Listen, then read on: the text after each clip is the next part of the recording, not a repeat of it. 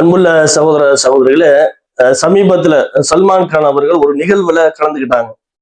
அதுல அவருடைய தோற்றத்தை பார்த்தா ரொம்ப ஒல்லியாக, அதே போன்று வயதான தோற்றத்துல தென்பட்டார் அப்படின்னு பல செய்திகளை போட்டுட்டு வர்றாங்க. ரொம்ப வயதான தோற்றத்துல தெரிகிறாரு, என்ன ஆச்சு அவருக்கு அப்படின்னு. உண்மையிலே அவருக்கு வயசு எத்தனை? 60 வயசு ஆகுது. 60 வயது நபர் மனிதர் எப்படி இருப்பாரோ அப்படித்தான் இருக்கிறார். அப்படி இருக்கிற பொழுது வயதான தோற்றத்துல மாறிட்டாரு. வயசானவர் வயசான தோற்றத்துல தான் இருப்பாரு. இதுக்கு மிகப்பெரிய ஆராய்ச்சி தேவையா? திரைப்படத்துல நடிப்பதற்காக என்ன செய்யறாங்க? மேக்கப் போட்டு இளமையாக காட்டிக்கொடு. எப்படி சொன்னோம்? இளமையா தென்படுறாரு அப்படியெல்லாம் சொல்லலாம். 60 வயது முதியவர் இளமையா தென்படுறாரு அப்படின்னு ஆச்சரியப்படுறதுல ஒரு அர்த்தம் இருக்கு. அதை விட்டு போட்டு ரொம்ப வயதான தோட்டத்துல தெரிகிறாரு அப்படின்னா அதுதான் இயற்கை. அவருடைய இயற்கையான தோற்றமே அதுதான். அப்படி இருக்கிற பொழுது இது ஒரு ரொம்ப பிரபலமா என்ன செய்யறாங்க? பேசக்கூடிய ஒரு காட்சியை பார்க்கிறோம். உண்மை யதார்த்தத்தை மக்கள் புரிந்து கொள்ள வேண்டும்.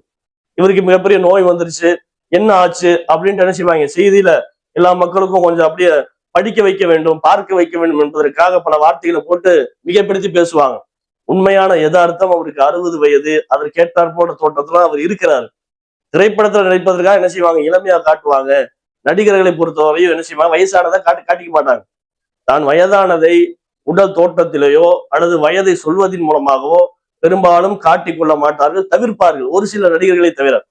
அப்ப அந்த வகையில சல்மான் கான் அவர்களும் தன்னுடைய வயதையோ அதே போன்று தன்னுடைய தோற்றத்தையோ உண்மையான தோற்றத்தையோ வெளிப்படுத்த விரும்பாத ஒரு மனிதர் திடீரென்று உண்மையான தோற்றத்துல பார்த்த உடனே அவங்க என்ன செய்யறாங்க?